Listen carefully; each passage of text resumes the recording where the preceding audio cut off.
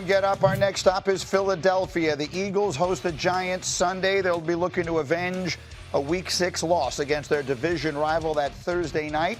A.J. Brown looking for another big game. He had 4 catches for 121 yards and a bounce-back win for the Eagles last week over Minnesota, but still did not appear to have been happy or satisfied. Let us show you again, in case you haven't seen it, what he had posted after that game. Despite the big performance, despite making the big play at the end that won the game, he posted using me, but not using me. And so, Hawk, I turn to you to begin, because wide receivers, you know, sometimes speak a little different language. How am I supposed to interpret A.J. Brown cryptically posting using me, but not using me? Every target is a whisper of 1,000 missteps.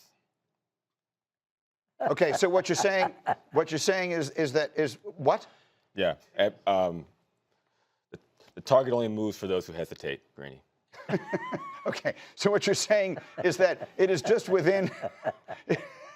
It is natural, what you're telling me, for a wide receiver to make cryptic statements. This is what we do, right? Honestly, as a receiver, my agent used to tell me I would be, and you know, I play with another A.J. Brown color, but it was green instead of brown. Okay, A.J. Green. A.J. Green, yes. And everyone wants more opportunities, no matter where you are, whether you're number 1 or you're the number 7 receiver. And I'm like, hey, you just go in here. He's like, hey, the squeaky wheel gets the oil. He literally told me that and was like, if you don't make a fuss, they will think you're okay with wherever it's at now. Yeah. So for A.J. Brown, yes, he had a big game. I want this to be consistent. I don't want it to be where every 4 games or whenever it gets loud enough in the media, then I get my opportunities. Again, I have to find a way to make the wide receiver not be wrong.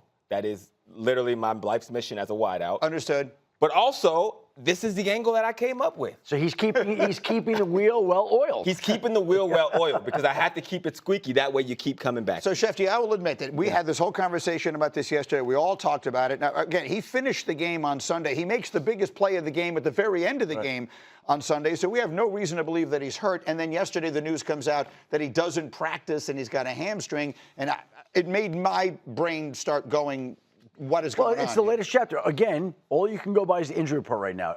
I think any player who finishes a game usually is okay to play the next week. But now we've got a hamstring injury that prevented him from practicing yesterday. I think we'll know a little bit more today. If it's another DNP, did not practice today, then obviously his availability for Sunday's game against the Giants would be in question. Again, when you finish the game, you operate under the assumption that you're going to be okay to play the next week. Right. Now, Taylor Lewan played with him, and he told me he was the most selfless teammate he's ever had. I have a question for you about A.J. Brown. As we go into the trade deadline, and the age he's at, right? Like, he's getting close to that last opportunity to get another You're gonna throw that out there? I'm just saying, is that a thing that you think about? Did he just get paid? Oh, hold on. It's an interesting, relevant question that because of the time of the year is going to come up. The Eagles are not looking or planning to trade A.J. Brown, which doesn't mean necessarily that he might not want to be traded or that he might not be pushing buttons to see if he could find a way out of there if he's not happy. And certainly there have been enough vague tweets and enough philosophical statements that make you wonder about how happy he is in Philadelphia. Do I think the Eagles want to trade him or plan to trade him? Absolutely not. But it's a trade deadline. Crazy things happen. Well, that's the first time I've heard something like that. And I'm not trying to imply that you're saying something. Yeah. But I'm pointing out facts. Right. I mean, he's not going to want to be. They're not going to want to trade him. That doesn't mean he doesn't want to be traded. The other piece of that is this is the question that I have about the A.J. Brown saga. Because if they're winning, you should be happy, right? That's what we all say. Right. But at the end of the year, if every receiver, when you are on a team for a certain amount of years, no matter what your contract says, you try to get a raise. Are they going to say, like, hey, we know your numbers are way down at this last critical time for a contract, so we're going to pay you like the highest paid receiver? I don't think that ever happens. The business is the business. And so that's where, for him, that's where he's probably unhappy because he still wants to be statistically the best because it will always give him the leverage to be paid as such. I got the college guy standing by, so Dan, I'm going to ask you just one question. Obviously, this would be... Dan's eyes are... What surprises you? The fact that you could put it together in a way where there's a chance that AJ might be so unhappy where he might want to be But out. it doesn't mean he's going to get traded. It doesn't mean Sure. he's going to get traded. But again, and I don't believe Philadelphia wants to trade him. And I don't believe he will be traded. That doesn't mean that he doesn't want to be traded. I don't know that. It I'm just does bring suggesting. the question up because they threw the ball like crazy last week. And you talked earlier this morning about the ways in which they did it, a little more play action, whatever the case may be. Yes, they still haven't gotten Saquon going. Devontae had a huge week last week. AJ had the big catches and the 2 touchdowns. Can they win that way? Can this team repeat as Super Bowl champions without getting Saquon Barkley going the way he was last year? No, they have to get their run game at least half of what it was in relation to the production of last year. They seem to be a little bit more of a pass-centric football team this year in comparison to last year. But to beat a Detroit when it matters, or a Tampa when it matters, or a Green Bay when it matters, or a Seattle when it matters, they're going to have to get a much greater semblance of a run game. Okay, we're going to leave that here for the moment. There's so much going on this morning. We haven't gotten to any college football today, but with Will and Taylor here, our friend of our show and theirs is Josh Pate. And Josh joins us here as he does every Thursday. We will see him in just a moment. As promised, Josh Pate is with us here along with Will and Taylor. And Josh, let's dive right into it. I asked this question yesterday, and I didn't feel like I got a satisfactorily definitive answer, so I'm asking it to you. In the last 2 weeks, we've seen very high-profile coaches fired. Billy Napier at Florida and James Franklin at Penn State. If a very high-profile coach were to be offered both of those jobs, which one does he take? Which is the more attractive opening, Florida or Penn State? Well, if I'm the coach, I'm taking Florida. If I'm the generic coach in the blank there, I'm taking Florida because I need the best access to talent where I'm going to go anyway, which is the state of Florida. The money's good at both places. Facilities, I've been in both in the past 6 months. They're incredible. Infrastructure at Florida has come a long way. But I look at it, Greeny, I like warm weather, okay? I like the proximity to talent, so that's me. But you could have a guy who prefers the Northeast. You could have a guy whose wife has family in rural Pennsylvania and all these different unique ties. That's why it comes down to the candidate. I'd say more than not, the available candidate pool would probably lean Florida over Penn State, though.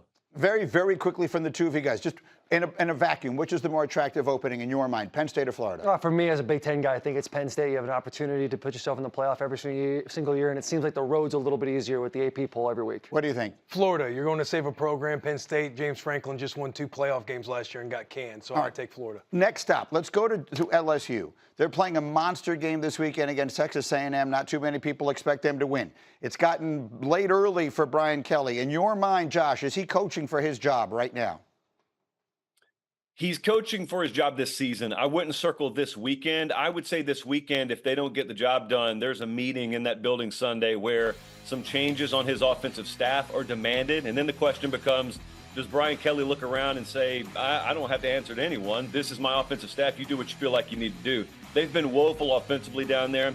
Unlike some of the changes on the other side of the ball that were probably made organizationally, he is responsible for the current offensive coordinator there, and it hasn't worked out. And he doesn't have a lot of equity built up with that fan base. They don't particularly feel him right now in the building. I don't think it's the best vibes right now. I could see Greeny this shifting very violently, but right now they're 5-2. It's not like a Florida situation. It's not off the rails. Mathematically, they're still in the playoff hunt. So it's like this no man's land of hot seat talk, but it's LSU, and it could go sideways very quickly. All right, so let's start picking games, and we'll start with their game. You got Texas A&M, they're number 3 in the country, taking on LSU this weekend. Josh, who you got? I'm going to take Texas A&M. LSU is in the 100 teens in rushing, and it's an obvious passing team. They've got the lowest play action rate in the SEC, by the way, because no one believes they can run the ball. And you've got a team that's top 10 pressure rate in the country coming in. And unlike some of these other teams where they've been able to mess around and still win, A&M can score, Greeny.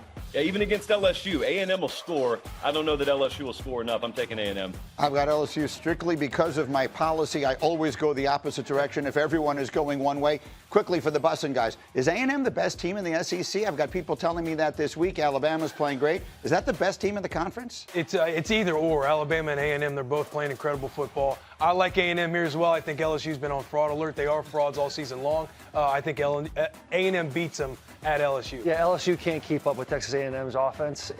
They watched the film from the Vanderbilt game, and A&M believes they can do better on offense. They have this similar team that can pass the ball better. All right, next game is Missouri and Vanderbilt. Game day will be there on Saturday. Should be an incredible scene there.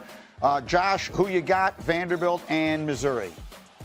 Game day's there, Greeny. The Fall Don't Lie Tour. Pate State Fall Don't Lie Tour is there as well. This is right in my backyard. I went Vandy last week against LSU. I am leaning Missouri this week. All right, on the surface, Missouri's facing a top 15 run defense in Vanderbilt. Who is Vanderbilt faced, though? South Carolina, Bama, LSU. Believe it or not, all those ground games are in the 100s. Missouri's got a top 10 rushing attack. I expect Ahmad Hardy to be a lot better this week than he has the past couple of weeks. And Missouri's already faced Jalen Daniels. They faced Jackson Arnold. They faced Lenore Sellers. None of them top 25 yards rushing. So Diego Pavia, got all the respect in the world for him. I think Missouri will be ready. Missouri gets the win. All right, let me get one more in. You see all the picks on the screen because I have a little surprise I have for you here. Oh. Quickly, Alabama and South Carolina. Get the picks up on the screen there. Josh, who you got? Look, can South Carolina really go winless in their favorite month of the year? They've got to have this. I just ask, how can they score? I'm still going to take Alabama. I think it's a dangerous nightmare spot for Alabama. They've been up emotionally 4 weeks in a row. They know they got the bye week after this. It's one of those spots, Greeny. They're a double-digit road favorite. They've performed horribly under Kalen DeBoer in that spot. This is my national championship pick, so I'm trying to get the warning out ahead of time. Alabama wins by any means necessary. Quickly, you're looking at an upset. Yeah, the world will be in shambles if South Carolina can't win one game in Cocktober. This is Beamer ball written all over it. Defense has got to score touchdowns. Special teams has to score touchdowns. If time of possession is like 55 minutes, Alabama, I like the Cox in this one. Well played. May I do a little throwback? It's their mascot. It's their mascot. So this is the week that Michigan plays Michigan State. That's a big week for Taylor Lewan. It always has been. Let's throw it back to this week in 2021. Oh. Michigan State is going to get donkeyed at home in East Lansing, whatever that podunk town is. They're going down. Michigan's going home, taking Paul Bunyan, and kindly, I'm not going to say the F word, but Michigan State. You know what I'm saying? Not going to say the F word, but Michigan State. Okay? He's staying strong on that one. Yeah, listen. Michigan's going to walk into East Lansing, and they're going to dominate this week. All right, they're winning this. They're going to be up by 21 points. They're going to score again, and they're going to go for 2. I've already texted the correct people that I need to make sure that gets done. I did go 1-3 versus Michigan State. My senior year, we rushed for negative 48 rushing yards. So haters are already beat you to the punch. Eminem and myself on B-Rabbit. I will say, different football team, different cultures. East Lansing might no longer be a part of the country after this game. I will just say this because everyone is thinking it. The person in that picture looks like he ate Taylor Lewan. Different world. I think we were kind of burying the lead. I mean, come on. That looks like 2 of you. 1 and 3? Very well done. Guys, Josh Pate, you're awesome. Thank you. Been sort of a wild day here with all this breaking news. We will take a short timeout. We'll continue in just a moment. More football as we roll on today in the conversation here on Get Up.